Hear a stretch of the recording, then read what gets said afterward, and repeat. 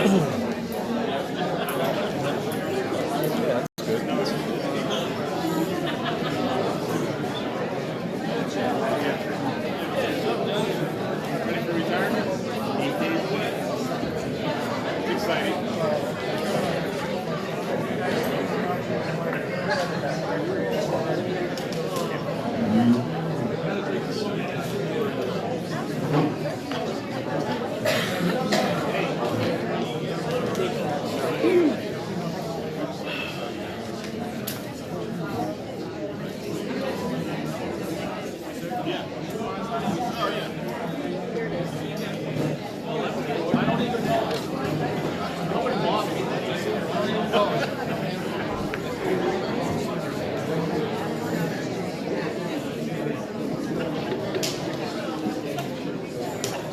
you have it on now?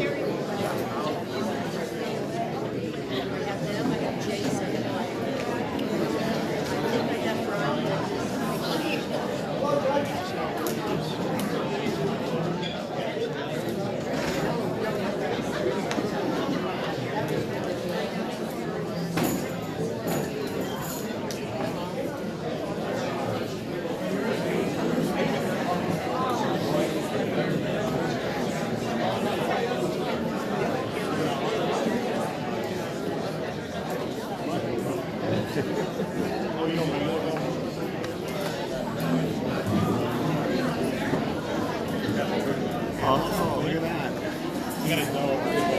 Hi, Jenny. Hope you're feeling better.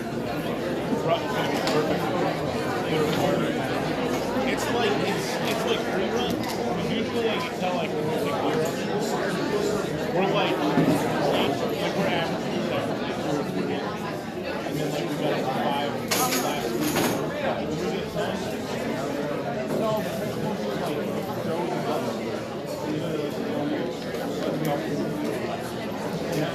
Jody.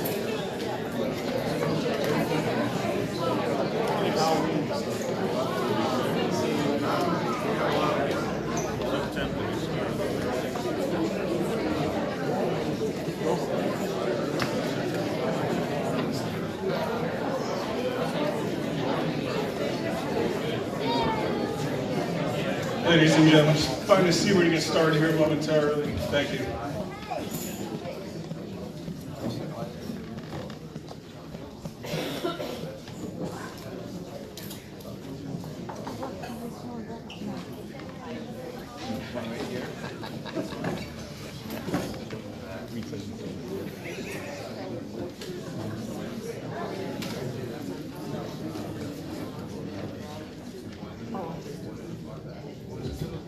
Before we get started, tonight we'll be on live feed by Acquisitions Marketing.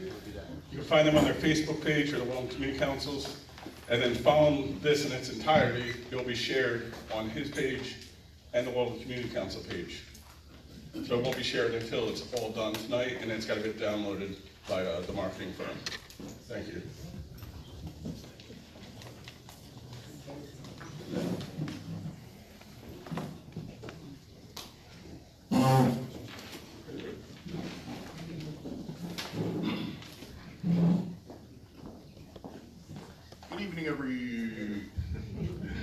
Good evening, everyone.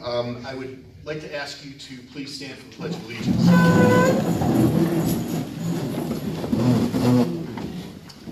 I pledge allegiance to the flag of the United States of America and to the republic for which it stands, one nation, under God, indivisible, with liberty and justice for all. Thank you.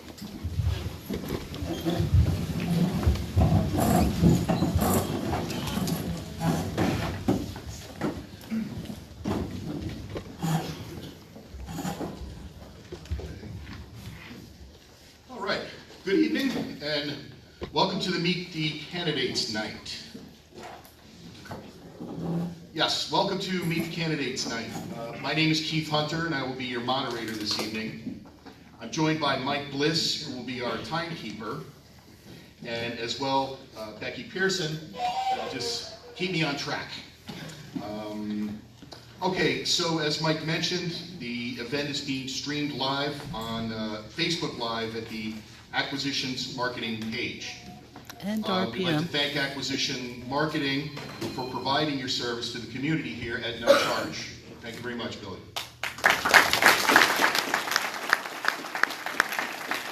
We'd also like to thank E-Rock for forever providing us with audio and helping us at every event we do.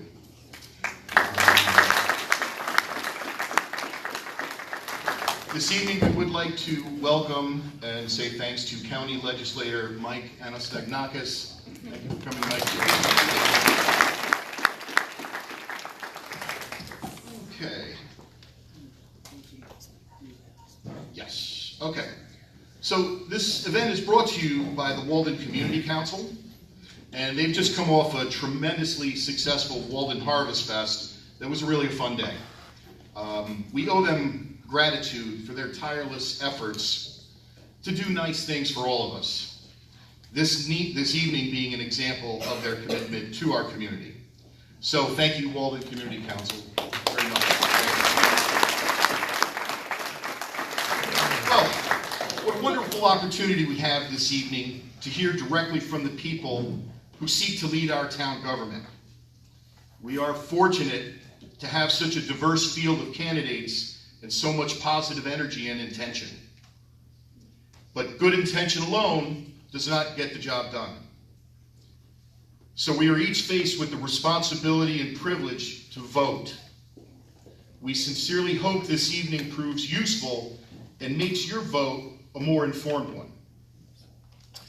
We do ask for two favors. One, if everyone would please mute your cell phones. And two, please refrain from making any comment or reaction that would disrupt or distract the candidates or our audience trying to hear the candidates. Please give all the candidates the respect that you would hope to get if you yourself were speaking. I'm sure we're going to learn a lot tonight, so let's keep it classy. All right, let's lay out our game plan for the evening, and we will get right into it.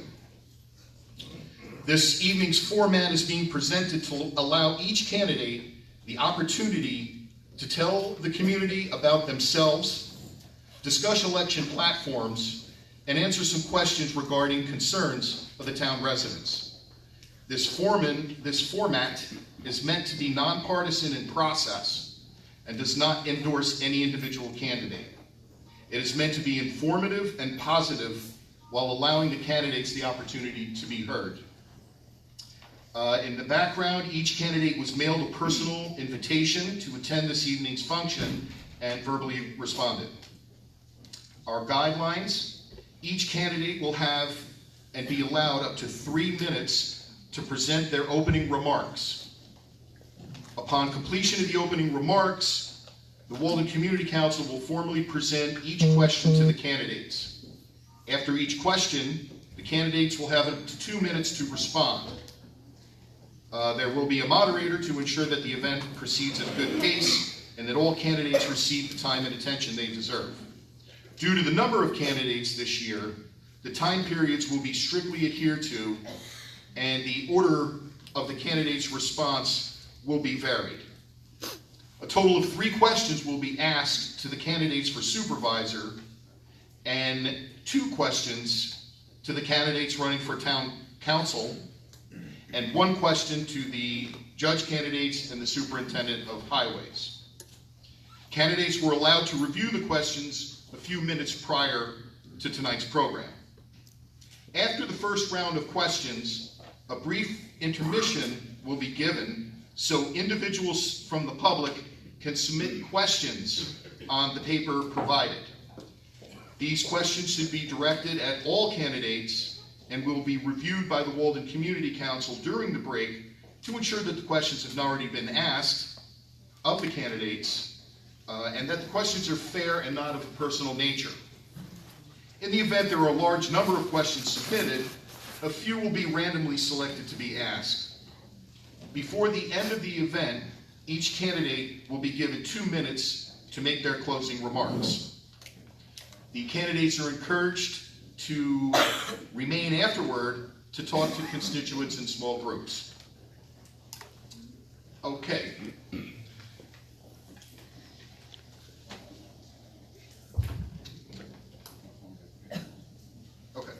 All right, so you do see we have a limited number of microphones. They are cordless, and we ask that if you could slide them back and forth as needed.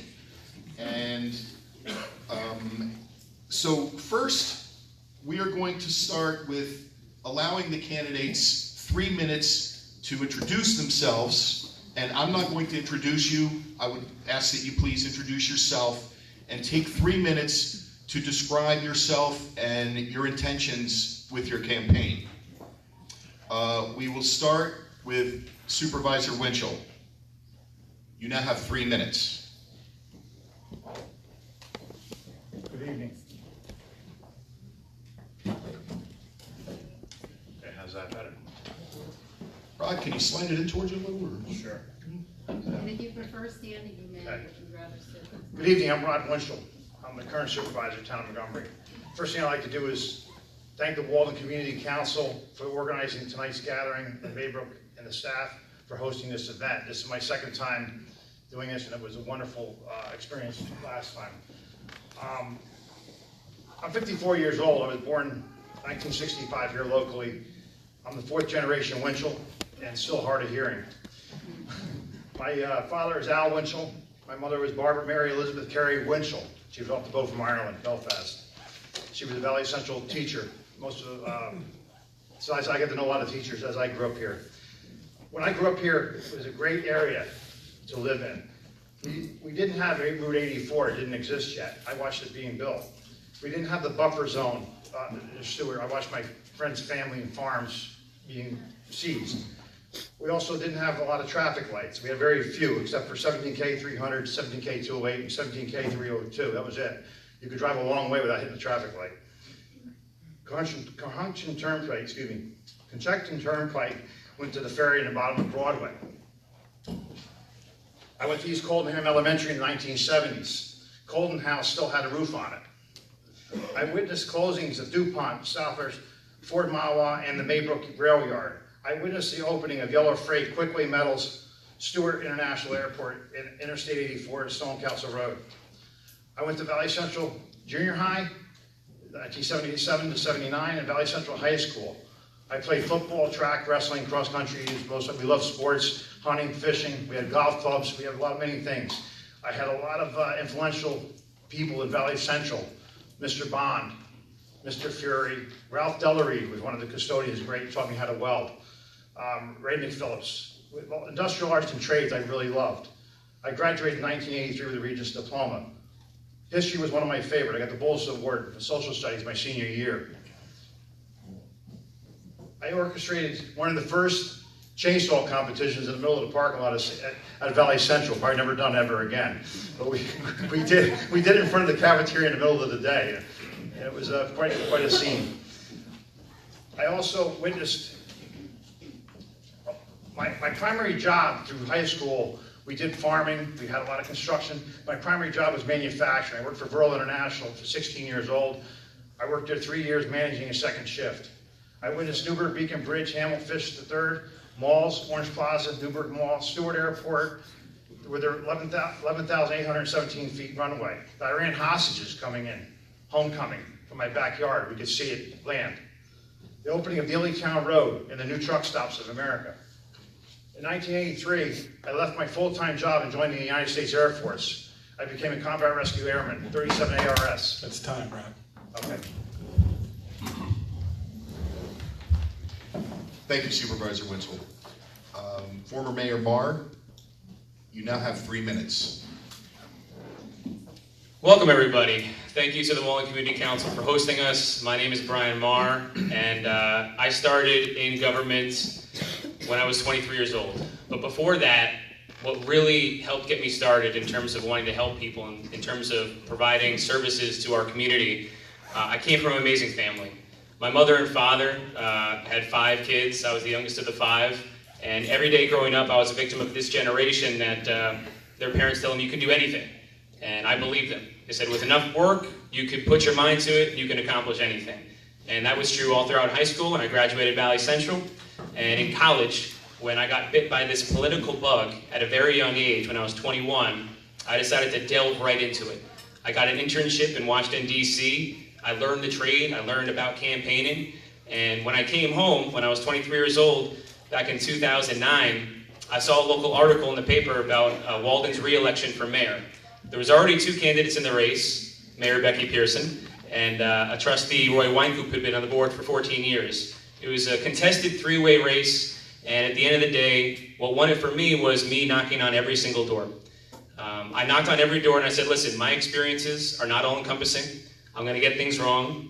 What you can definitely guarantee from me is that I will tell the truth. I will be accessible. If you call me, I will pick up the phone and call you back. And if I am wrong, I will not dig myself into a deeper hole. I will ask for help, we'll get it right, and we'll do it together working as a team.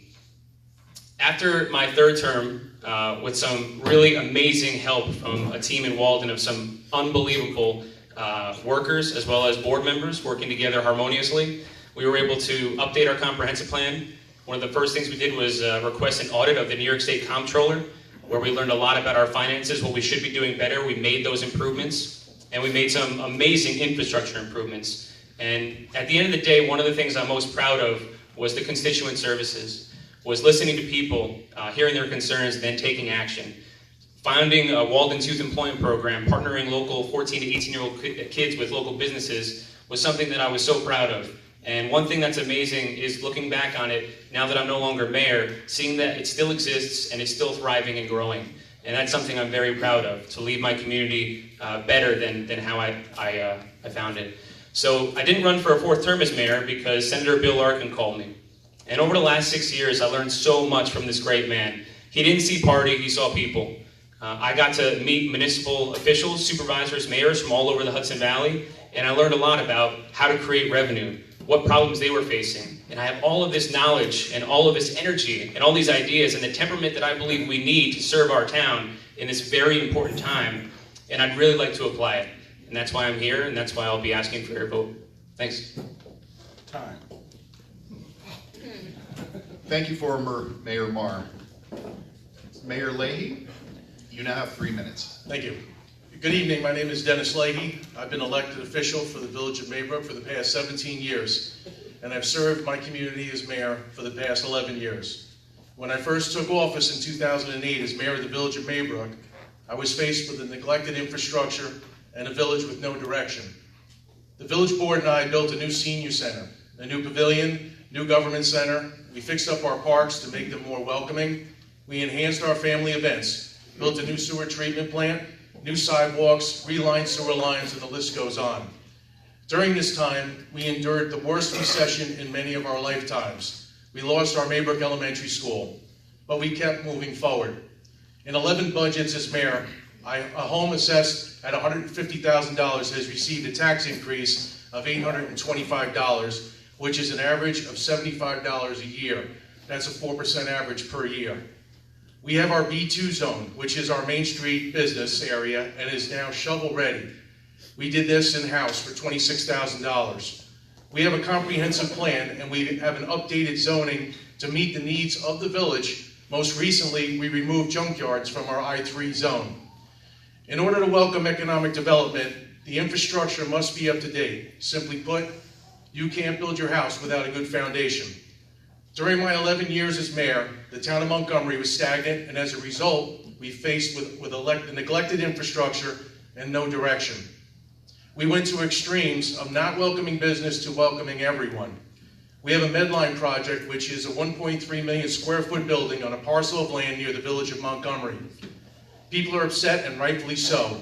Our town board failed the residents with a 30-year outdated comprehensive plan.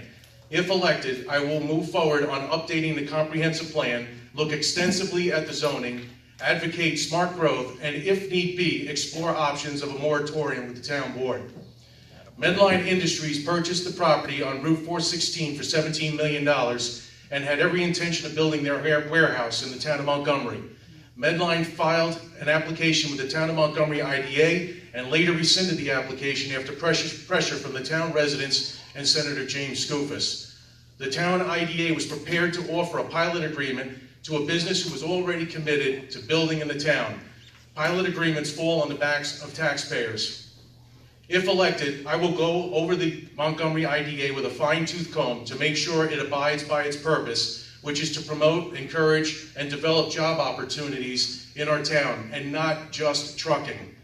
I want to thank the Walden Community Council for sponsoring tonight's event, the residents who came out this evening, and I hope to earn your vote to be your next town supervisor. Thank you very much. Thank you, Mayor Leahy.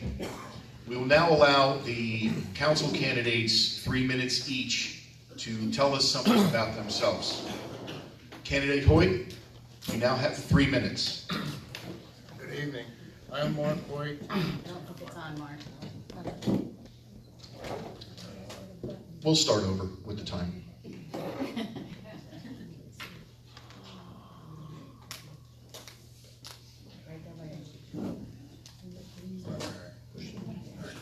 Thank you. Sorry about that. We'll start the timing now. Candidate Hoyt, thank you. Good evening. I'm Mark Hoyt. Thank you for the opportunity to be here. I'm a Valley Central grad, 1980, and I'm also a Cornell University graduate, 1984, where I received a degree in animal science and ag finance. I have been married to my wife, Katie, for 23 years, and my daughter, Olivia, is now in college.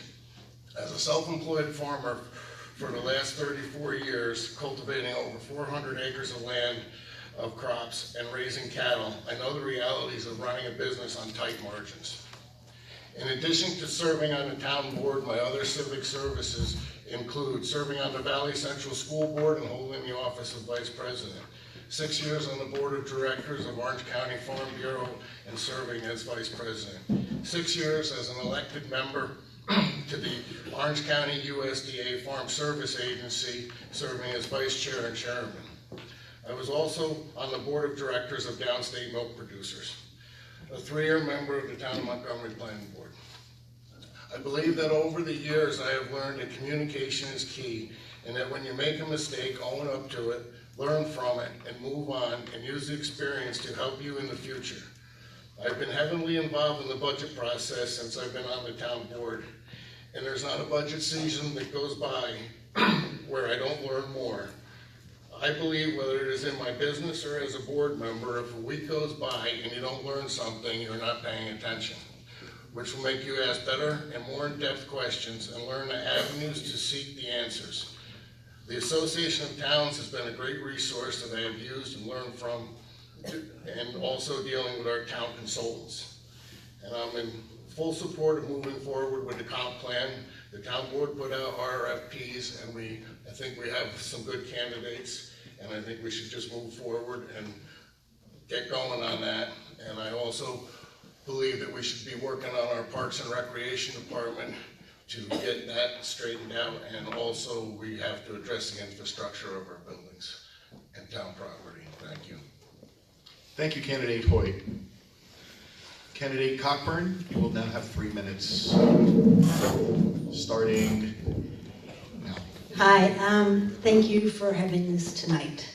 I would like to say that I believe in approaching life with a mindfulness of others, a mindfulness of the environment, the past, the present, and the future. And I firmly believe that as an individual and as a community together, we should never stop trying to be better than we already are. And part of being the best is to never stop trying. I am not from Montgomery. My father told me, I just said it to Ron and I figured I'd add it in. He told me when I was in high school, he wasn't sending me to college because I'd be looking for a husband on his money. So I went to New York City with no skills, and I spent 22 years there working. I did a ton of different types of work. I traveled to Europe. I worked modeling in Europe, and I realized when I was in the Swiss Alps that I had a job that I didn't have to speak English to do, and I thought, this is a mistake. So when I came back, I started attending government-offered testing programs and found that I had a very strong science and mathematical background. I worked my way through engineering school. I got an environmental engineering degree from the Stevens Institute of Technology. It was a 5-year combined degree program. And while I did that, all those years I took a minor in government. not political science, government, international government, third world governments, and US government. It's a big difference between that and political science. And I learned that it's easily to properly work in government, and it works if you work it, you just follow the rules. It's like a driving test. You get the test, you follow the permit, and then you follow the rules. I believe that it's imperative to pay attention to all the updates and to constantly adjust accordingly. A government must be flexible with the times. Case in point, the town of Montgomery, since I left, for those that don't know, I was supervisor 2 terms. We are still without the comptroller position. That's not separation of duties, and that's a long time without separation of duties. I'm orderly, and I made sure I had an education before I moved anywhere else in the world.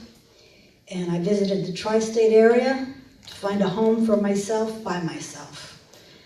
I chose Montgomery. Montgomery was and is real. It's unaffected and it's authentic. And what's really authentic about Montgomery is the people. I really appreciate that there's not a lot of affected attitudes. You'd be surprised what it's like elsewhere. Thank you. Thank you, Candidate Cockburn. Candidate Feller, you will now have 3 minutes. Thank you. I'd like to also echo everybody. Thank you very much for Walton Community Council for letting us speak to you. And thanks for the great turnout. My name is Ron Feller. I was born in Long Island, but I moved up to Washingtonville in 1956. Went to elementary and high school in Orange County in Washingtonville. I was the first Feller to go to college. I went to Villanova University, spent 4 years there. Played a lot of sports, but ultimately graduated and joined the Air Force. I spent 4 years in the Air Force. I'm a combat veteran. I married in the service with my wife. We had 2 children, 2 Air Force babies, $9 each. You can't beat that. And we had 4 beautiful children, and we have 8 grandchildren. I should be given extra time because I got a lot of extra years on these people. So, anyway. My wife is a retired Valley Central speech pathologist, paraprofessional, and she's still subbing. I spent 30 years in Con Edison after graduating from Villanova, and while I was at Con Edison, I got my master's degree in business at Marist College. I mastered it in MBA, and my main major was organizational structure, which in today's, I didn't know then, 30 years later, organizational structure is really going to come in handy because we need some restructuring. I have 30 years in Con Ed. I retired after I lost my daughter, and I started building some homes. I spent 10 years building homes, and then I joined the village of Montgomery as a town council person for 4 years. I gave up my business. I was building single-family houses. During that 10-year period, I coached Little League baseball in the village of Montgomery. I was on the board of directors there. I am currently still a coach with my grandson. I coached CYO basketball for 15 years. It's in my blood. I love it. Parks and Rec is my thing, really. And my grandkids are my thing. After spending 4 years as a town councilman, I took a couple of years off and tried to rehab and redevelop the Parks and Rec program. During that 2-year period, we fixed the bleachers, brought them up to code. We built dugouts, we built the Burnett Pavilion, and we also did a lot of fence work around the fields, which that's my passion. I'd like to develop the Parks and Rec program when elected, if elected, and keep on progressing for the young kids and for seniors. I see a lot of seniors here. I'm a senior. The villages have senior halls. There is senior programs. The town has no senior programs per se. We could combine them and Parks and Rec, and we don't have a program. We can get some time, Ron. Sorry. Thank you very much. Thank you, Candidate Feller. Candidate Brown, you will now have 3 minutes. Is it on? Begin. Good evening. My name is Kristen Brown. As a fifth generation on our historic family farm, I am proud to say that I am a farmer. As farmers, we often have to deal with obstacles out of our control, such as disease, drought, barn fires, and low prices at auctions. But one thing that we cannot deal with is permanent damage on our farm due to bad decisions. Over the lifetime of our farm's history, I would bet none of the previous generations would ever imagine the struggles of today. Constantly, we are working with excess stormwater from our industrial neighbors that discharges into our meadow, and backup beepers from a number of industries, or sometimes we could almost bid on the cars on the auction block of insurance auto auctions. What we cannot work with was the junkyard that was once proposed to be installed next to our farm, or the wastewater discharge into the Tinbrook from Project Sailfish, or the increased traffic that is occurring from these developments. This town needs a plan. But more importantly, we need to develop a plan together. As a board member of New York Farm Bureau and chair of the Young Farmers and Ranchers program, I strongly believe in the grassroots level. It is through community involvement that we can work together on updating the comprehensive plan and zoning to form a plan for the future. In my work of running a state-level committee, I know the importance of listening to each and every person and working together to find common goals. I care deeply about our community as it is our heritage. I understand that it's not only about farming, but about homes and jobs, existing businesses, sometimes multi-generational, and dreams of current and new residents. I desire to build on positive changes. It is essential to develop a new comprehensive plan. Additionally, we can update the town's sewer mains and wastewater treatment plant in efforts to attract new businesses in the right locations. In working with the highway department, which is near and dear to me, as my father, whom I admire for his hard work and dedication, was a head mechanic in the town of Wawayanda before he retired, I understand that we need to work on a new highway garage to eliminate the daylight that is shown through one of the main I-beams, or even the basics of working bathrooms in town hall, or just a few of the upgrades that need to be done to move the town forward. In reviewing the budget, I believe there are areas we need to improve on, while other areas we can cut. Oftentimes, it takes a fresh look of new eyes on things to make positive changes for the future. I believe in my work at Orange County Soil and Water, coupled with my volunteer work at the town of Montgomery CAC, shows my dedication towards preserving our natural resources. My Leadership Orange participation in Rising Star Award demonstrates that I can work with various areas in the county and other departments to utilize county resources to accomplish our goal together. That was good. I only had one more sentence. Thank you, Candidate Brown. Candidate Warrington? 3 minutes. My name is Dwight Warrington Jr., and I would also like to thank you for the opportunity to speak here tonight. I moved to Montgomery in the 5th grade. I graduated from Valley Central and have been a resident in town here for more than 45 years. My wife and I own our home in our town here. We have raised our 3 children and now look forward to enjoying our 3 grandchildren. We've benefited from the beauty and the rural settings which our township enjoys. But most important, the character of the people of our town. People from our local churches, clubs, groups, programs which promote important values and provide support in our community here. And now I believe it's time for me to step forward and serve the town. I'm not a politician, nor am I seeking a career. I feel at this point in my life I have the knowledge and time to devote to this important position. I have founded and successfully run 3 different corporations simultaneously for a period of time. I've built hundreds of buildings and employed several hundred people over the last 30 years. I will promote responsible fiscal decision-making while working to ensure that the local government has a positive effect on our quality of life and not be intrusive to the residents of Montgomery. One of my goals would be to see an improvement in the maintenance and the preservation of our town assets while promoting responsible, common sense efficient, limited government. A second goal would be long-term planning. I understand the challenges that the residents and business owners of Montgomery face. I've seen Montgomery grow and change. I have experienced economic hardship and economic success. I would ultimately like to see Montgomery be a place in which our children can find success and proudly call home, their home. I would ensure that all residents have a voice. I would make decisions that are in the best interest of the town, its 3 villages, and all of its residents. I believe the town board, which consists of the supervisor and the 4 council members, have a power as a majority of the board acts as a body. The town board as a group is the executive head of the town and must function as a body.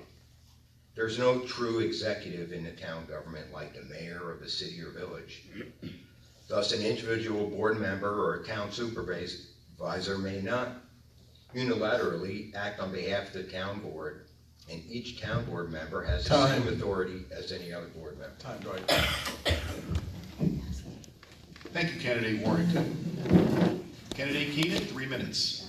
Thank you to the Walden Community Council for hosting this event and all those in attendance, and thank you to my wife who has to put up with me all the time. I am not a career politician. I do not belong to a political party. I've been a registered independent, now called blank, since 1976. I thank the 548 residents who signed my independent thumbs up party petition, and I am honored to have received a conservative party endorsement. I believe my values of honesty, integrity, and commitment will guide me to be an effective councilman.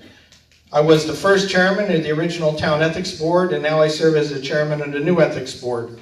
I'm chairman of the Fire Board for the Coldham Fire District, and I've been a volunteer firefighter for 45 years. I'm retired military with over 32 years of active duty service to the Air Force and Air National Guard. I've interacted with business and community leaders, civic and military organizations. I have experienced, researched, prepared, and briefed reports to general officers, local, state, and nationally elected officials on programs and issues affecting our military personnel. I have amassed a lifetime of skills dedicated to serving others. I'm an independent thinker, a self-motivator, and a doer. I believe in open and honest government and fiscal responsibility. I believe the town must be safety and health conscious for all our residents and employees, and I believe in balanced economic growth. We must not abandon our history, families, and our current businesses. We need to safeguard that progress does not negatively impact our watershed and aquifers. I also believe we should not become the warehouse capital for Orange County. When appropriate, I believe it is okay to say no to spot zoning changes and to exceptions of use requests. We should encourage smart business growth while being considerate of our neighbors and the environment. We need smart economic growth so our ratables go up and our property taxes do not. And it's not just about warehouses. There are many quality of life issues that affect our town. We have a drug epidemic, which is not new. Many of us have personally witnessed and suffered the pain and result of addiction. No kid ever wanted to grow up and become a heroin addict. Our volunteer fire services are faced with personnel shortages. Our ambulance corps also has a volunteer shortage, but even greater than that, they're trying to remain financially stable. When somebody calls 911, they want to know that help is on the way. Artificial intelligence cannot maintain our roads. We need the right number of people to plow snow, repair the roads, fix the drainage, and tend to our town highways. There are many other issues as well. Some of us develop a passion to champion a cause. The town board must be able to deal with all issues. State law permits the town to have open work sessions to interact with the public. I want to know what's on your mind. I want Montgomery to remain a place you want to call home. Time. Thank you. Thank you, Candidate Keenan.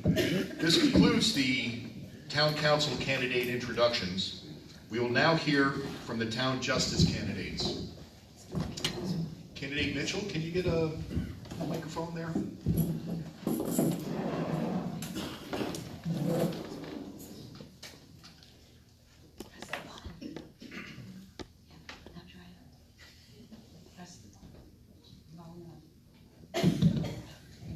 Thank you. Good evening. Thank you for being here tonight. Thank you for the opportunity given to us by the Walden Community Council. My name is Linda Mitchell, and I'm running for town judge in the town of Montgomery. In a few short days, you will all go to the polls and vote. One of the candidates you will vote for is town judge. What qualities will you want in the person that you elect to be your town justice? Socrates contemplated this question. He made a list of 4 qualities that a good judge should have. A good judge should be able to hear courteously, answer wisely, consider soberly, and decide impartially. I submit to you that I have all of these qualities, and I can well serve you as the town judge. I've been an attorney for 30 years. Most of my career was spent as a dedicated civil servant. I was a prosecutor, assistant district attorney for 24 years, and a probation officer for over 6 years. I spent many, many hours listening courteously, deciding, studying, reading, formulating an idea of how the facts and circumstances came into play, and preparing to go to court to argue to the court how these facts could be applied so that justice could be served. I have done this all of my life. As a prosecutor, I had extensive experience conducting trial work, both felony and misdemeanor trial work. And many times I went to the court and made a motion for charges to be reduced, dismissed, or have some other disposition, like an alternative sentencing imposed, because that is what justice required. I have worked extensively with both victims and witnesses in civil and criminal cases, and people in all walks of life.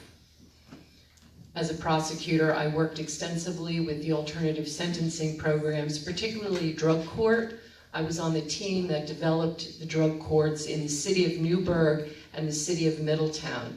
And I worked not only with the team members, but with the particular defendants involved in those programs. And I am very compassionate about those programs working successfully.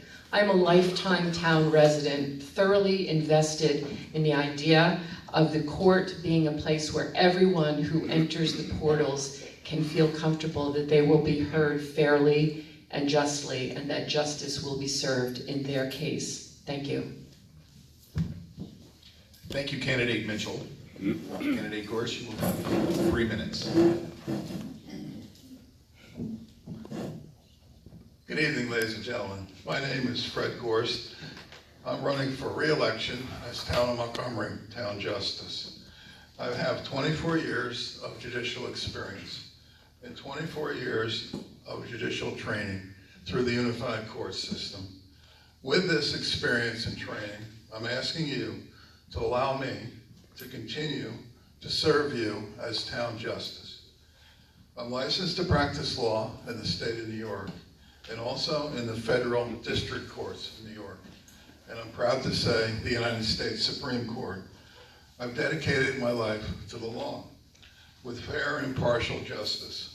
I've taught law, taught judges the jury trial practice and procedure. I was an adjunct instructor of law at Orange County Community College. I was a judge in the Orange County mock trial tournament for high school students, and I received a commendation from Orange County for doing so. I am a public servant. I'm here to serve you.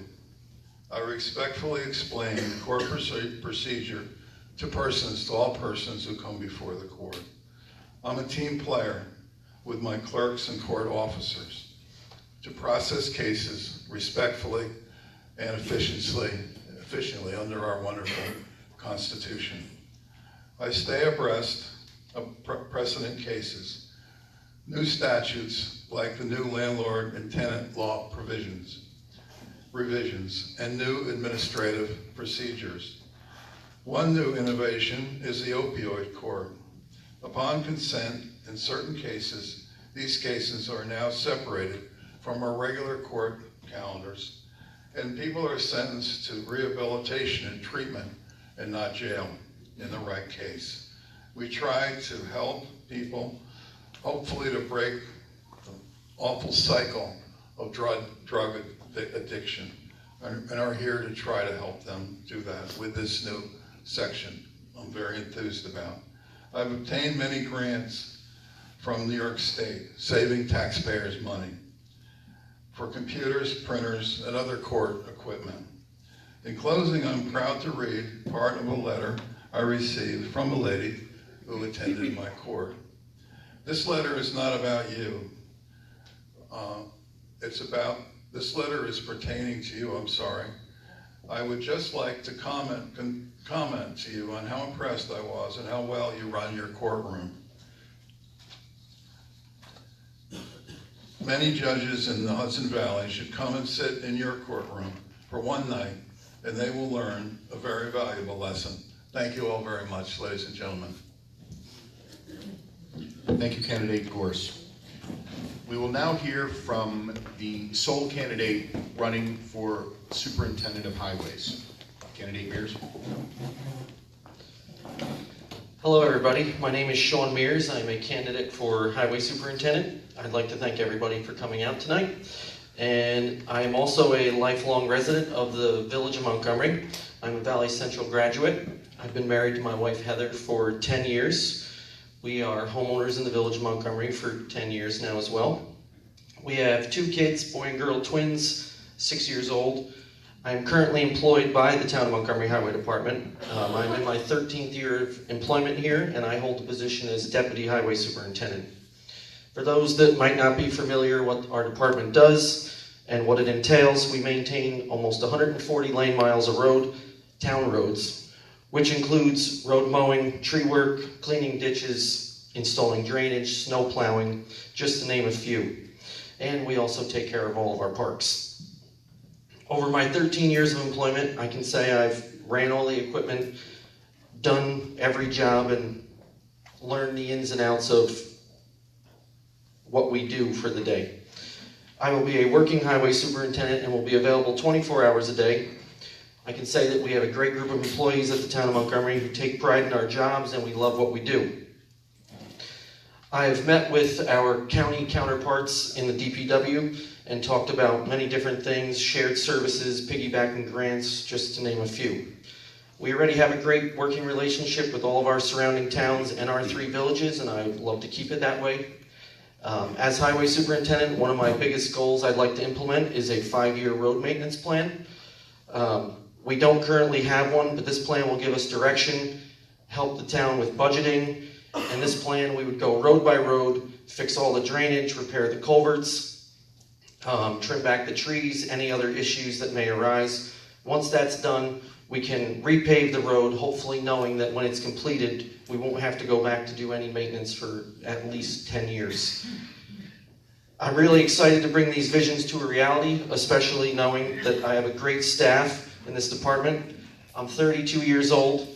I am young, but I'm motivated and determined to make this town more beautiful than it already is, and for the next generations to come, in hopes that my kids and your kids will want to raise their families here as well, just like I am. Thank you for your time, and please know on November 5th that every vote counts. Thank you, Candidate Mears. This concludes the introduction portion of our program, and we will now segue to asking the candidates questions. You guys prefer me to say 30 seconds or keep doing the sign? Some of you guys are reading may not see me. Yeah, if you can say it and hold the sign. Right. Okay. Duly noted.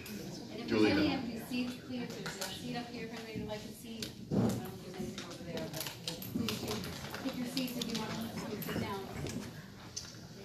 Okay, so we will jump right into the question to the candidates portion. And Candidate Mears, if we may, we'd like to start with you, and we are going to work our way in the opposite direction that the introductions were presented.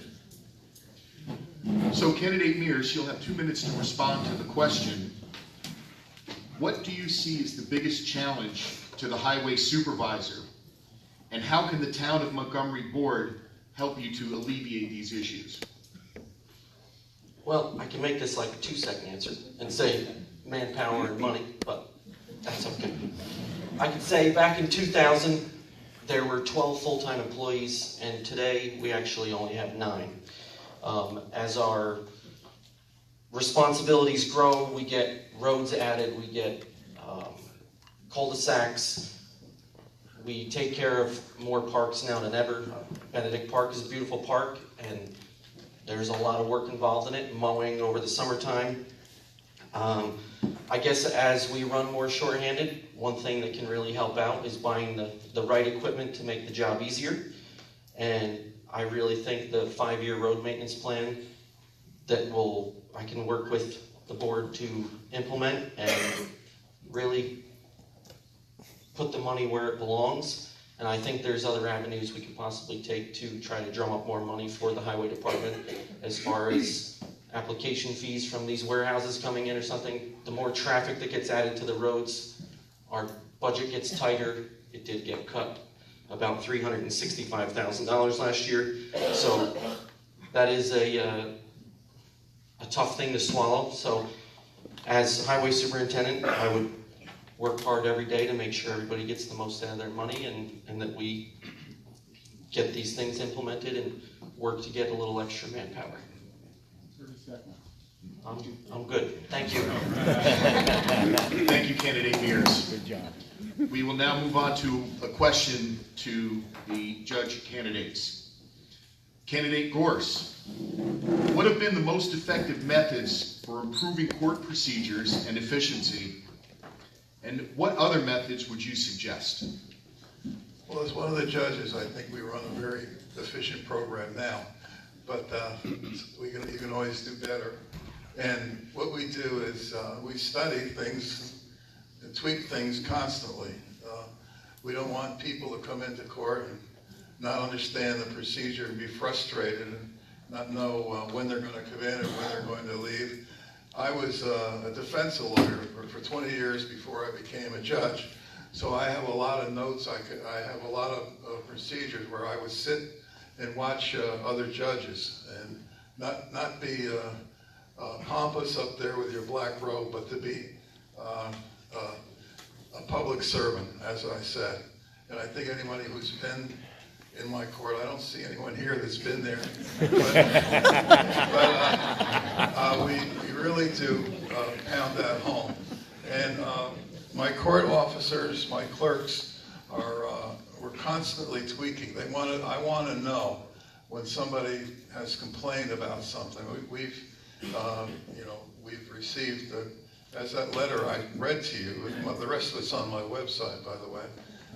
We constantly deal with this. And of course, the judges are constricted somewhat by security these days, because some police officers are here, and a court in Middletown was actually attacked, and so we have a lot of court security, which we need, we're very thankful the court system provides to us.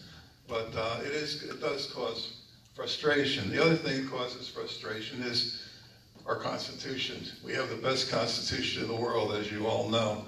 But it provides for individual rights, a jury of your peers, and other wonderful matters. Thank you. Thank you, Candidate Gorse. Candidate Mitchell, what do you see as the most effective methods for improving court procedures and efficiency, and what other methods would you suggest? Well, as time has gone on, there have been many more laws that have been enacted to improve court procedures. Back in the olden days, anybody here ever seen My Cousin Vinny? And when Joe Pesci's in the motel and the prosecutor, well, they're playing golf, and the prosecutor says, "Oh, sure, you can see my file on the eve of trial." He slams a big box down. That's how it used to be. On the eve of trial, you'd turn over some paperwork, the parties would share information, and then they enacted laws for discovery and motion practice, and that really helped move things forward in a more judicious, quick manner, so that cases didn't linger around. That pendulum is about to swing the other way. Beginning in January, there's some new laws regarding bail and discovery, And I think staying on top of the law and really understanding it and knowing how to implement it is going to be very, very important. I think recently there have been a lot of, you may want to call them boutique courts, they're not so boutique, things like drug treatment court, things like dispute resolution and mediation projects, especially in local courts where the offenses are minor. People may be neighbors, know each other very well, and it's really a matter of sitting down and working things out. Those help to weed those cases out of the court calendar proceedings so that you can deal with the more serious things. 30 seconds. And I also believe in managing your nightly court calendar. I really believe in staggering your scheduling so that people do not have to come into a courtroom and sit for many long hours waiting for the entire calendar to be heard, but can come in and in a rather succinct time be heard. Thank you. Thank you, Candidate Mitchell. We're now going to move on to the council members, and each council candidate will be asked first one question with 2 minutes to respond. We will start with Candidate Keenan, go in that direction, and then the second question, we will start with Candidate Hoyt and come back this way. Is that confusing enough? Yes. Okay, very good. All right, Candidate Keenan, what do you feel is the most important issue concerning the town of Montgomery, including the villages, and what would you do to address it? Okay. The biggest issue, and this is in a lot of places, and it's one word, it's called communication. On a town board, if the town board can't effectively communicate with themselves to the public and to people that come in front of the town board, they're not effective. Okay, we have to have effective communication. We have to have good listening skills. We have to work towards a common goal. That doesn't mean we have to agree all the time. Right? But we have to give people the courtesy and respect that they're due. And communication is the key to that. If I came up to you and just stared at you, you don't know what I want, but I might want something that you don't know. And communication also with the town and the 3 villages.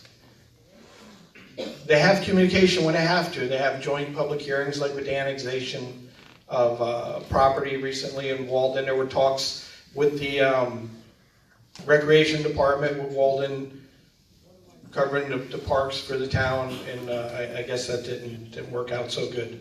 But with the 3 villages in the town, and Mr. Mears touched on a little bit, was a joint service.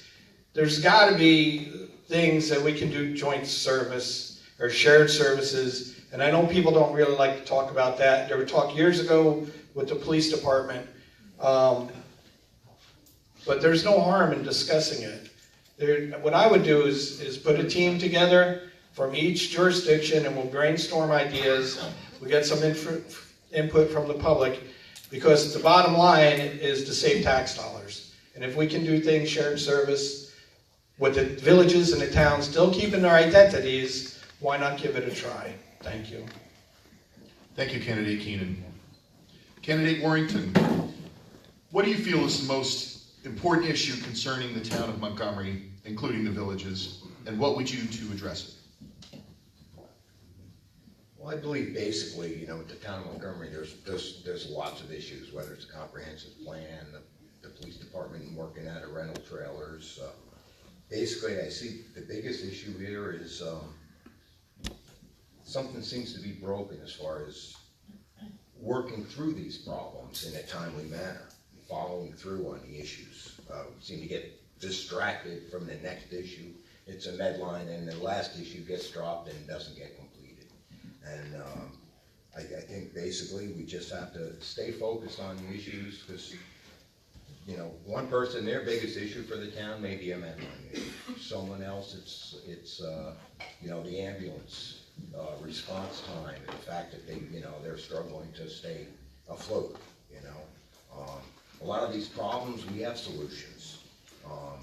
There's different solutions to. There's not just one solution to any of the problems that we have, but we have to work together on the town board with the ability that the county has to effect these changes. We have to work as a team, basically. because no one person in their plan can make anything happen. There's a lot of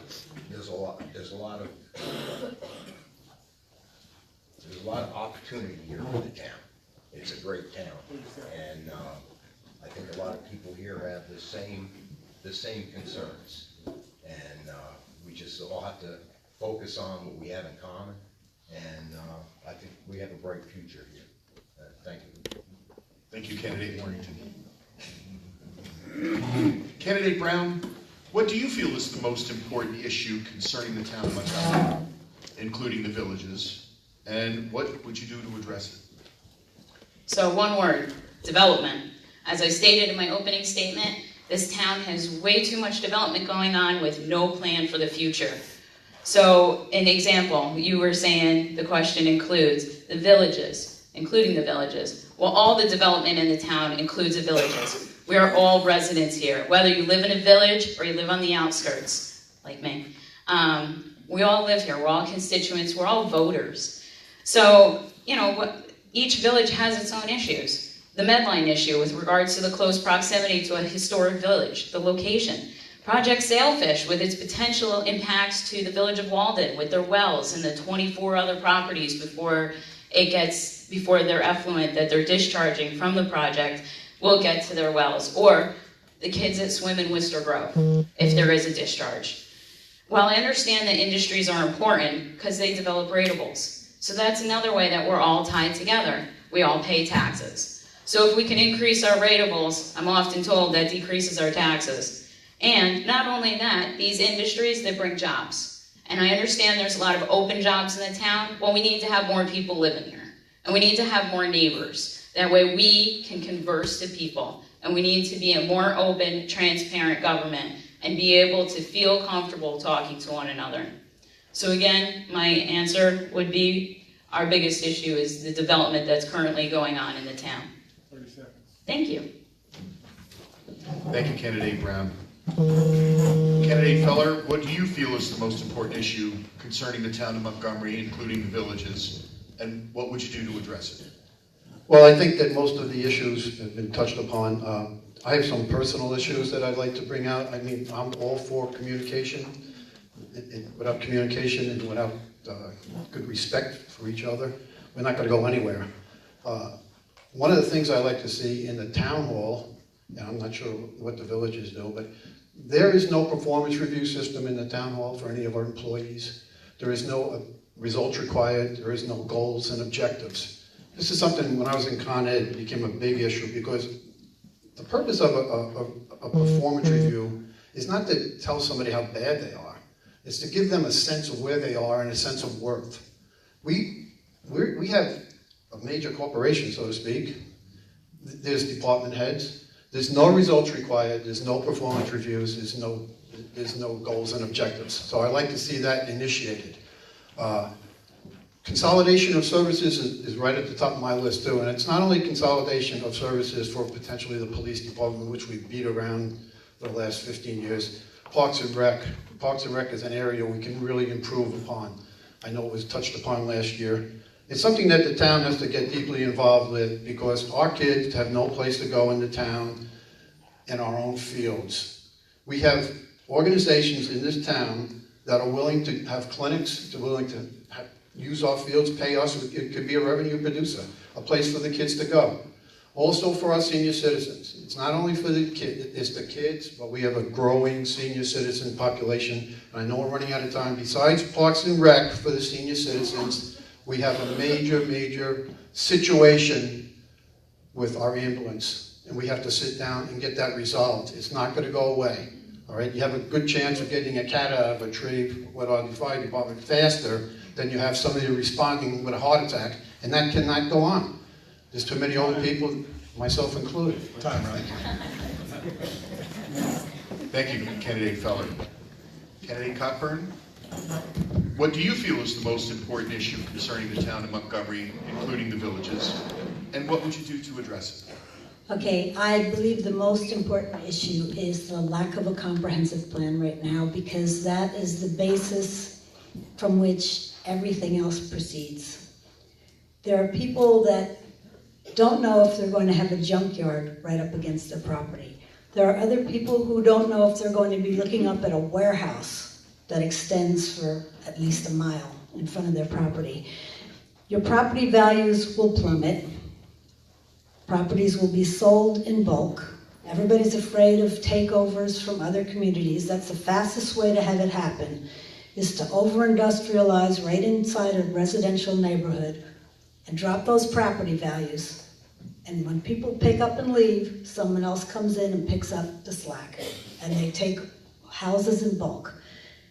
I'd also like to say that look at what happened to the people on Goodwill Road by ShopRite. No comprehensive plan. Now those people have a berm where their nice backyard was, and they're going to look up at a big glass and metal building. After paying 60 years in taxes, is that fair? It's been demolition by neglect across the board on every level in this town. Our infrastructure, our buildings, the government code, you name it. The ambulance corps. That was built during my term with a grant. The ambulance corps is being charged $600 a month for a structure built by a grant. Demolition by neglect across the board, comprehensive plan first, and a moratorium now. There is no vested interest and no as of right because there are no permits and no approvals at this point in time. No one should have to wake up and find out they're going to have 300 trucks a day going in and out past their house. Thank you. Thank you, Candidate Cockburn. Candidate Hoyt? Yes. What do you feel is the most important issue concerning the town of Montgomery, including the villages, and what would you do to address it? I think a lot of them have already been touched on, but I do agree that the comprehensive plan has to be updated, and we have to get some, we have to put a committee together of a very good demographics of the whole town, and hopefully that will fit into what everybody's saying, because I agree with the communication and the respect, but we have to come together as a whole town and figure out what we want. And also, I mean, I've been on the board on and off since 2000, and I've had the opportunity to live through some severe financial stress that everybody went through during the recession.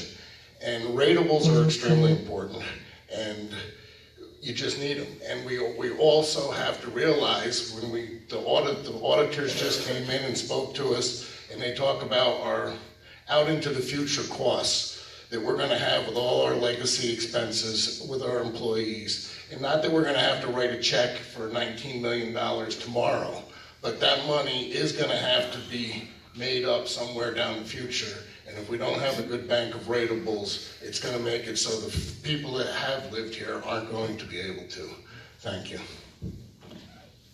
Thank you, Candidate Hoyt. That you had to go last, now you get to go first, Candidate Hoyt. And the question's prefaced with the comment, in the town of Montgomery, paid council members are allowed health care benefits subsidized by tax dollars that can become a lifetime benefit.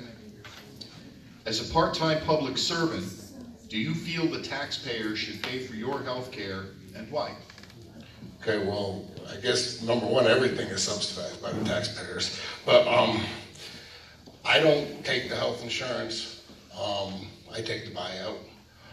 The way I look at it is the town of Montgomery, we haven't ever taken a raise as long as I was on the town board, except for once, and I voted against it. The town board, we've kept our salary extremely low, realizing that the health benefits are a big part of that. I think if you look across other townships, I think we are still probably in the middle of the pack or a little bit lower for our compensation package. Thank you, Candidate Hoyt. Candidate Cockburn, as a part-time public servant, do you feel that the taxpayers should pay your health care, and why? No, I don't believe the taxpayers should subsidize my health care. Taxpayers should pay taxes for things that they're going to get benefits back from. Taxpayers pay enough state, county, federal taxes. Your money should come back and work for you. I don't see how paying for my health care is going to help you. the police don't get health care. I think if you're going to get anything, you should pay into it. I think that there's one thing that I was shocked while supervisor is the town used to have a retirement plan of 5 years or 5 years of service or 55 years of age. And that's not the industry, private industry standard. And I had to write a check for $10,000 to somebody in Kentucky because he worked in town 5 years. I think that all of that needs to be cleaned up and put to industry standards. I think it's a waste of our money. I think it's been an enticement for the wrong people to grab and hold on to office. I think it's been used like a game of capture the flag. You get in, you stay there, and then you don't do anything, you just collect, and it's wrong. Thank you. Thank you, Candidate Cockburn. Candidate Feller, as a part-time public servant, do you feel that the taxpayer should pay for your health care, and why? I was a town councilman, and I did not take the health care package. I took the buyout. I was fortunate enough to have a company that I worked for that supplied my health care. The buyout was there. I have to echo what Mark said. In case anybody doesn't know, a town councilman makes $100 a week, and a lot should be expected of us, and a lot of time should be put in. I think maybe if we had a get rid of the health care benefit and maybe make the salary a little bit more competitive or a little bit more in line with the rest of the county, that would be the way to go. There are people that need that health care benefit, and they may be in office now or were in office, and I certainly wouldn't like to take that away from them tomorrow. So there could be a plan to make grandfather them in or gradually work something out that is mutually beneficial to the taxpayer and also to your representative. Thank you. Thank you, Candidate Feller. Candidate Brown, as a part-time public servant, do you feel that the taxpayer should pay for your health care, and why? So during my time in Leadership Orange, a U.S. Army sergeant once said 3 things. Communicate your message, lead by example, and eat last. But right now, the most important thing is to lead by example. Do I think that the taxpayers should pay for our health care? Absolutely not. My father always said, why does a part-time employee get paid full health insurance? We must be role models for our employees as board members. Part-time employees for the town, they don't get paid full health care, and neither should we. And I understand what you guys have said with the buyout, but for me, it shouldn't even be a question. There should be no buyout. There should be no buyout, and there should be no paid health insurance. We are public servants. We are here to do right by the community, and we are elected by the community. So if elected, I will work towards changing this policy to ensure that we are all equal between board members and employees. Thank you. Thank you, Candidate Brown. Candidate Warrington, as a part-time public servant, do you feel that the taxpayer should pay for your health care, and why? Well, I believe basically whatever the compensation is, it needs to be open and transparent, and I think every taxpayer deserves the right to know what the compensation is. I'm not doing this per se just to get health insurance. I'm not looking to get a career or get lifetime coverage or anything. I think that, you know, compensation, whether it's a $100 a week paycheck or if it's maybe part of health insurance, maybe a council member may pay part of the insurance themselves. I think whatever this process should be, it should be, you know, we want people to be able to have a desire to dredge through the process of being on the county council. You know, whether it's a higher pay or, you know, as far as getting people that are going to volunteer their time completely 100%, I don't think the industry really does that. Other people that work for the town, whether they're full-time, they get compensated. But I think it just needs to be transparent. And I think every taxpayer should know what the compensation is and what the options are. And, you know, I'm open to listen to what the public wants. Thank you. Thank you, Candidate Warrington. Thanks. Candidate Keenan, as a part-time public servant, do you feel that the taxpayer should pay for your health care, and why? Get that? I'll tell you how I feel, and then I'll tell you why. I think as a part-time employee or part-time public servant, as a public servant, are you coming and doing 1 or 2 hour meetings twice a month? If you are, then you're really not serving the public. So if you're doing a real part-time job like part-time employees are, going in, digging into books, doing research, doing homework, coordinating with constituents, with other offices, employees, you should have an opportunity to buy into health insurance. That's how I feel. I don't think you should get it for free, or we. I'm not on the board, so I'll say we anyway. I don't think it should be a lifetime. You leave the board, you lose your health insurance. But there's got to be some formula, because there's other places I know that I've spoken with employers. They do offer some limited health insurance to part-time employees. And all that would have to be discussed and worked out. But flat out, I didn't decide to run, number one, to get paid, and number two, to get health insurance. And if it's legal that I have to take the subsidy to buy out, I'm going to donate it, and I'll announce what organizations are going to get that money. Because I kind of already talked to the finance people, and I don't know if I have a choice on that. Do we have a choice on that?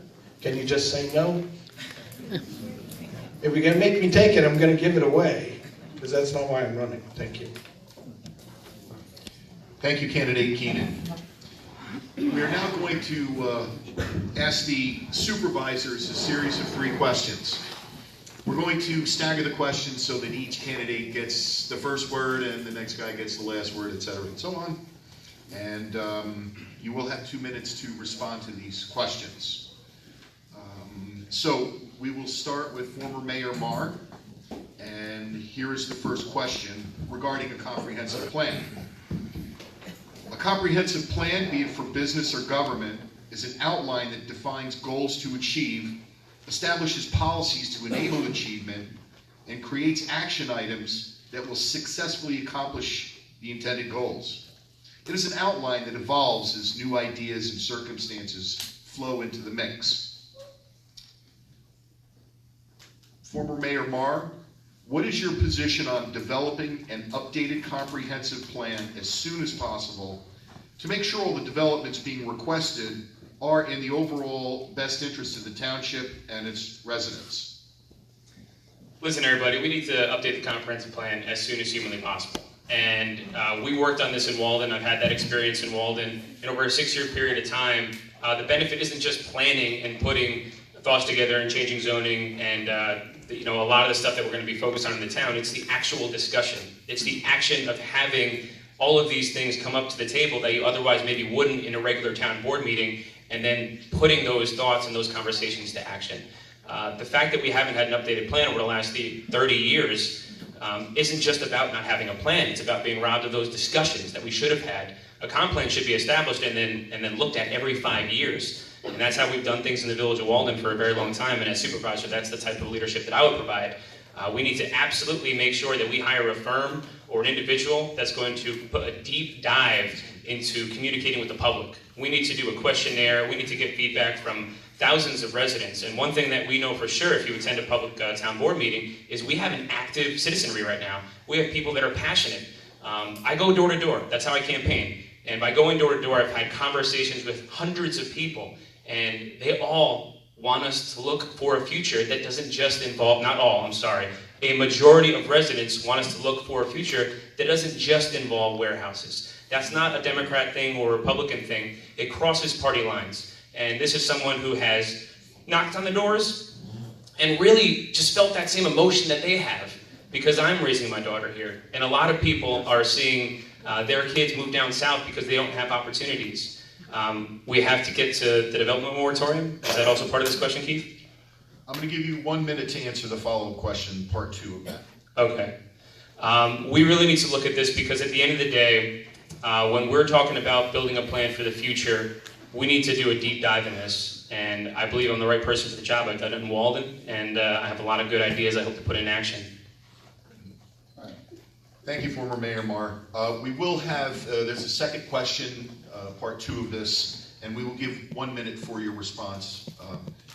Former Mayor Marr, what is your position on a moratorium for all projects currently not approved, including mega warehouses, to ensure that they will meet the smart growth and harmonious development concepts? On the agenda for my very first board meeting as town supervisor will be a conversation about a development moratorium. It merits a conversation. At the end of the day, there's a lot of people that may say, oh, you put a moratorium in, you're putting up a big sign that says we're closed for business. But after doing some due diligence myself, I learned that we've had some moratoriums put in place by municipalities as they go through their comprehensive plan, and it was a natural occurrence. Tuxedo, Beacon. When talking to these supervisors and these mayors and these elected officials, they talked about the benefits. So I would say that it definitely merits conversation. I would like to lead that conversation, and we don't have to look further than the town of Montgomery. We put a solar moratorium in place, and at the last town board meeting, we heard our attorney say that they're getting conversations off the hook. When is the moratorium up? We still want to come in. So I don't think we're going to scare away businesses, and I think it's worth definitely a taxpayer's time to have the conversation and potentially to take a pause and really rethink things as we put together our comprehensive plan. Thank you, former Mayor Marr. Supervisor Winchell, what is your position on developing an updated comprehensive plan as soon as possible to make sure all the developments being requested are in the overall best interest of the township and its residents? I ran for office. My first target was water and sewer. I couldn't understand why it was never done. And the comprehensive plan is here, but the root of the problem is actually water and sewer. If you look at 747, there's no utility, but the state and the county call it what? Your industrial corridor. How's that possible? Why Stonecastle has no water and sewer? You can't have it. You can't have an industrial corridor or industrial area zone if there's no water and sewer. And this is the biggest problem we have is understanding the comprehensive plan. It's the people's plan. We're a representative republic. So it's not the supervisor's plan or really the town board's plan. The comprehensive plan needs to be done by the people of the town. If you look at the roads on Maple Avenue, New Road, Ridge Road, they're all dead-end roads, and they were made that way by the government. But the commercial properties are at the end of those dead-end roads. Try getting a tractor trailer down those roads. Why were they ever in I-1 areas? There's never anything possible having water and sewer on the end of Ridge Road, Maple Avenue, unless we had a service road put in on 84. It's not even possible. So the first thing is we need to have a utilities plan, a comprehensive utilities plan, flow management, to say, hey, can we actually realistically put water and sewer on those roads? Because the state didn't do it. They put $150 million into 747 with no water and sewer. And I'm saying, I'm a contractor who does water and sewer. I'm saying, that's the first thing you put in. You don't put a road in. I grew up on Drury Lane. So that's one of the biggest issues. We need a comprehensive plan. We were negligent, and it never happened. And it went on for years. So that really rooted from the problem. We have a fragmented system. The villages are old governments. They're old industrial revolution governments. They have water and sewer. The town has really no water and sewer. It's a fragmented system. So we're trying to tie that in. That's your first plan. So the citizens can actually say, where do I want the residential neighborhoods and where do I want the commercial to be in there? Time. Thank you, Supervisor Winchell. As a follow-up, you'll have 1 minute. What is your position on a moratorium for all projects not currently approved, including mega warehouses, to ensure that they will meet smart growth and harmonious development concepts? Yeah, I'm going to differ. We can't afford it. We can't afford a moratorium. I look back at the landmaster lawsuits, everything that went up to this. You're not going to afford a moratorium. So basically, you can try to say you can have a fragmented moratorium. Good luck. We don't have enough ratables coming in to defend those cases at this point. We were surrounded by Wallkill, Newburgh, New Windsor, and there's a green spot in the middle. It's called Montgomery, and it's coming. It's coming fast. So we better get off the stick and get a comprehensive plan in effect. If you do a moratorium, you're not going to afford it, and that's from our legal also. So. Thank you, Supervisor Winchell. Mayor Leahy, what is your position on developing an updated comprehensive plan as soon as possible to make sure that all the developments being requested are in the overall best interest of the township and its residents? Back in 2002, when I first became a trustee in the Village of Maybrook, one of the biggest concerns that I did have at that time is that we did not have an updated comprehensive plan. It was last updated in 1976.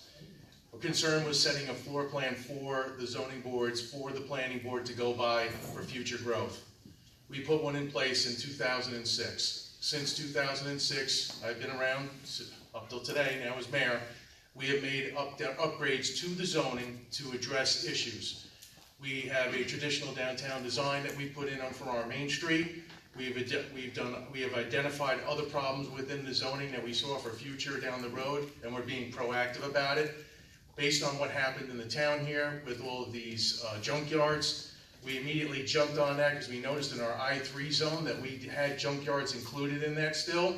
We just passed that at our last board meeting, and now it's been removed from there. So junkyards are not permitted in the I3 zone. So I'm very proud of the fact that we've stayed ahead of the curve. Now you're running into the town.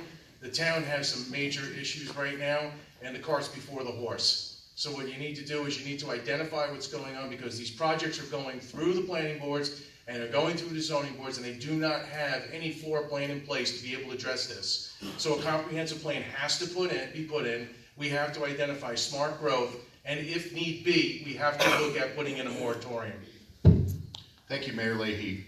As a follow-up, what is your position on a moratorium for all projects not currently approved, including mega warehouses, to ensure that they will meet smart growth and harmonious development concepts? I am concerned about the projects that are being pushed through right now, being the fact that they're already through the process. So once I get it, if elected by the good people of the town of Montgomery, I would like to look at it with the town board, get together with the legal people, and go over where we're at that point, because a lot can happen between now and January 1st. That is a concern. I am the only one on this board, I think, up on this dais that is called a moratorium.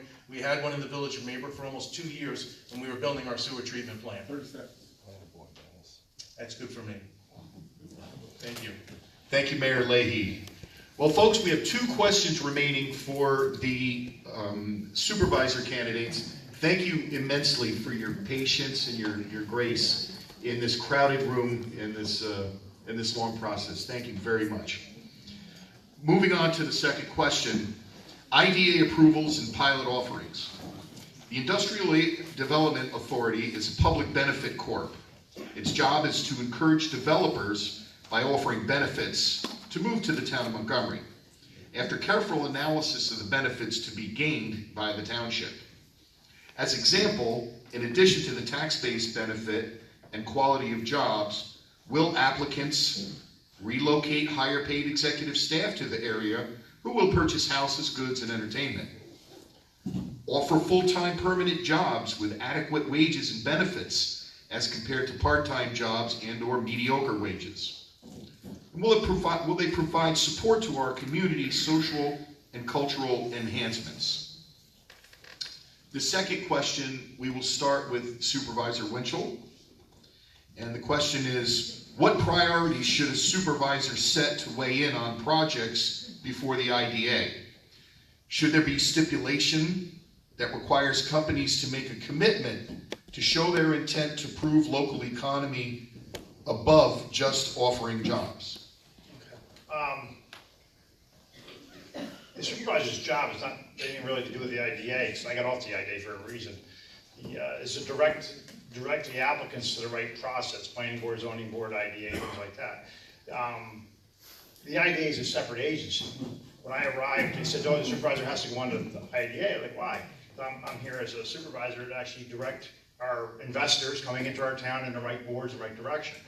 I got involved in the Paris report. Anybody familiar with that? Is basically what we have to identify how many workers and the promises made by the investors who were actually there. Well, that was another blunder. It wasn't kept up. So the first thing we did was try to get in compliance with that. The IDA was set up by the New York State Governor's Office back in the day, in 1970, 69, 70, and it was basically they formatted so we have local control of it. The big thing is a labor agreement. Otherwise, just go 485B, because then they'll have no labor agreement. So the IDA is set up, we're nearly $3 a square foot here in Montgomery. Northern Jersey's about $1.20, $1.30. Pennsylvania and Connecticut are also about a third less than we are in Montgomery, New York, so you're not competitive. But the big thing is having labor for the construction of those jobs. You have no tools once they go 485B. They go 485B, you lost all your labor, all your local. And listen, my friends in Texas, they're 20% of my labor costs here. So I don't get anything off of Neelytown Road. I don't get any work at all. We're not competitive here to work here. So our hotel rooms are full, our laundromats are full. We're building more hotel rooms and more laundromats because all the out-of-state workers are coming here to work. I get it. So the IDA is, if we don't want the IDA, then dissolve it. That's up to the governor's office. I would do that. You know. Thank you, Supervisor Mitchell. Mayor Leahy, we're going to go this way if that's all right. Sounds good. Okay. Oh, sorry. Mayor Leahy, what priorities should a supervisor set to weigh in on projects before the IDA? Should there be stipulations that require companies to make a commitment to show their intent to improve local economy above just offering jobs? I think after we saw what happened with the Medline project coming through the village here, through the town, I'm sorry, we saw some flaws in the IDA. There was a offer of pilot agreement to them. They actually decided to take the 485B instead. I'm not in disagreement that I disagree with the fact that there's no negotiations can be made for local labor on top of the 485B. I think with the pilot that was offered to the Medline people was not up to par, and the decision was made to pull it back after they got some feedback from the residents and from Senator Skoufis at the time. It was a big concern for me. I'm hoping that Amazon follows in suit with this and withdraws their application as well and decides to go with the 485B instead of going with the pilot agreement. There is a lot of concerns what's going on. I think one of the first things I want to address with the IDA is to go over what the problems are, what the flaws are, that they do offer these companies to come into here and they bring good jobs and they bring good wages to this town.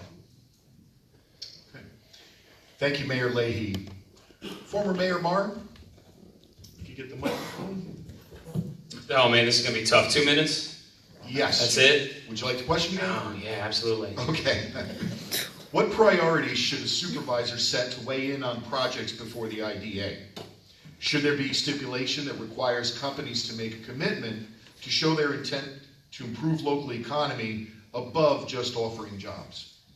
Yes, okay. The town supervisor, if I'm elected town supervisor, I'm going to work hand in hand with the town of Montgomery IDA. It is vital. Do you know why it's vital? Because in the absence of the town of Montgomery IDA, and again, we're one of the only towns in Orange County that has our own town IDA, we rely on the Orange County IDA, okay? And we don't have a say in any of that. And the Orange County IDA comes in and gives these pilot programs, and the town of Montgomery does not have a voice. The people who thought up having a town IDA wanted to protect us from the county IDA and make sure that we had a say and we had a conversation about what resources and what benefits could be provided.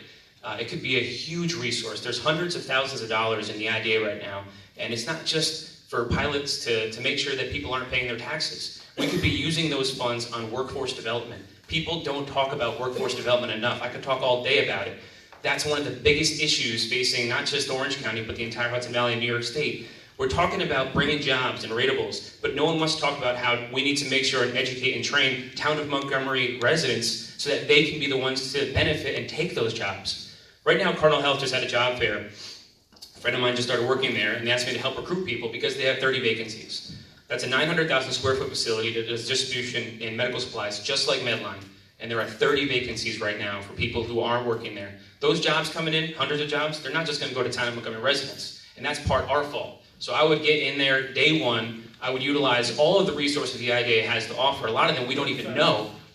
And I would I would make sure that it benefits the town and works for us. People want to demonize, the IDA, or they want to demonize the Orange County Partnership. If we have a plan, which we hope to put in place, hopefully over the next year, 18 months, we can direct them to help us execute our plan, which does not need to be warehouses. But in the absence of a plan and direction to the partnership or to the IDA, that's what we get. Do you know why? Because that's who wants to come here. Route 84 and that intersection, warehouses will always want to come here. Thank you. Thank you, former Mayor Marr. All right, we are coming to our last question, after which point we will have an intermission and we can field some questions from the audience. I'll cover that in one moment. So our last question to the supervisors this evening, if we could start with you, Mayor Leahy. More is accomplished when all members of any unit work together, family, business, or government.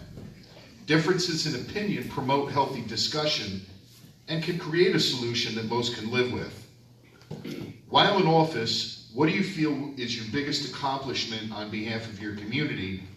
And what steps will you take to promote healthy discussions regarding issues that need to be addressed in the future?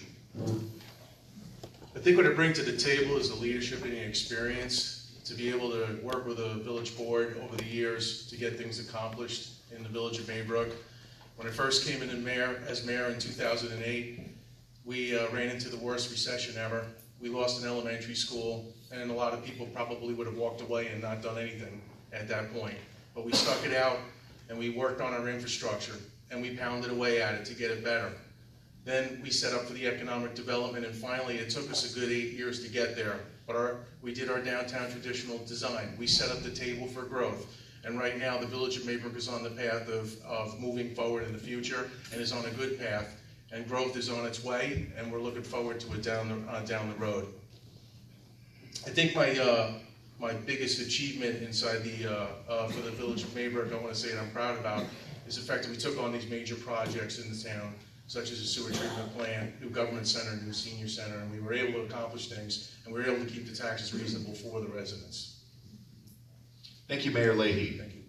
Former Mayor Marr, the microphone over there. Thank you. While in office, what do you feel was your biggest accomplishment on behalf of your community? And what steps will you take to promote healthy discussions regarding issues that need to be addressed in the future?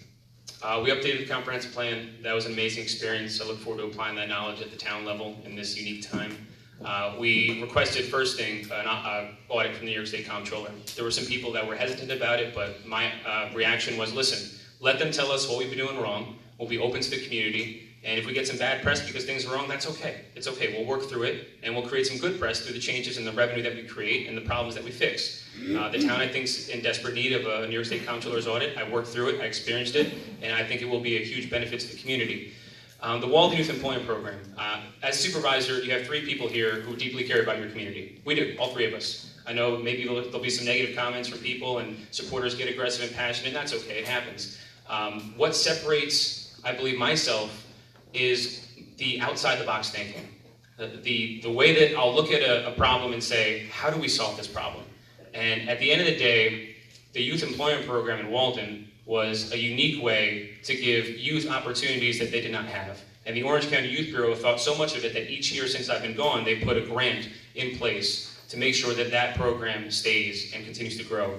And if elected town supervisor, I would expand that program townwide to ensure that Maybrook, Montgomery, and Walden residents both pretty much all had that opportunity to gain that experience. And that's also something the IDA could work with. They have funding to help support programs like that, which also is an industry builder. For me, 30 seconds.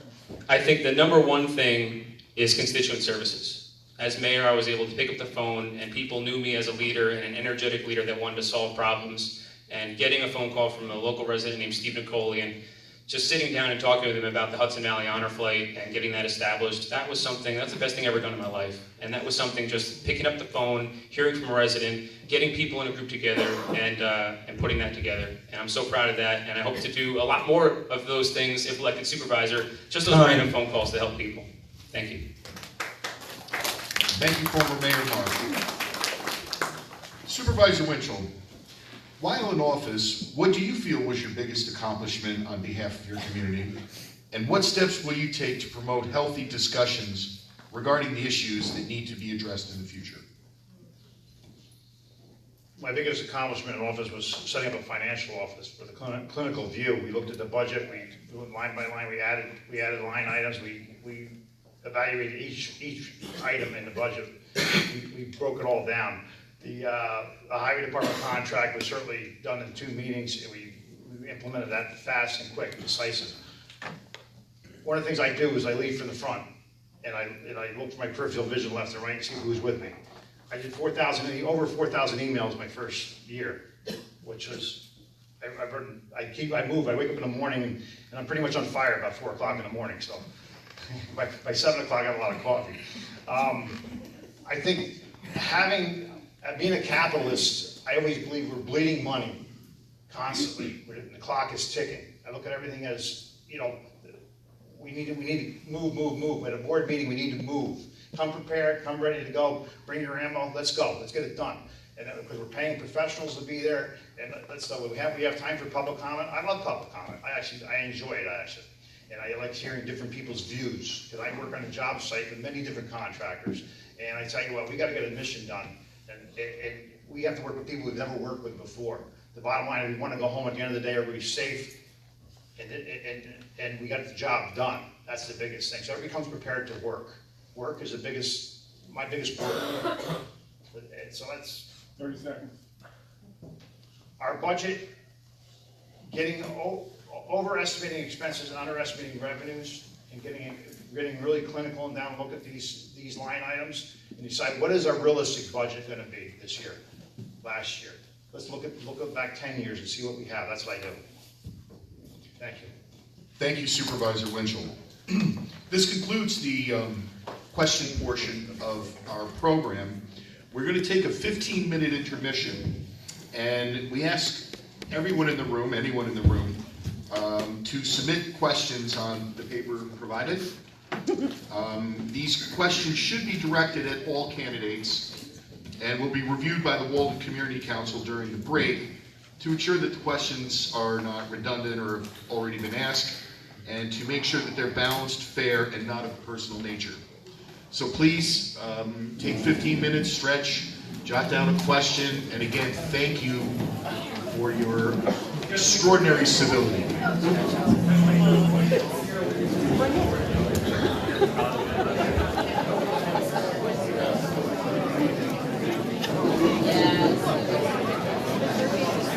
See, they said extraordinary civility, and here I am.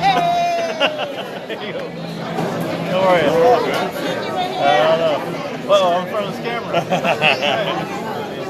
I'm here. I know.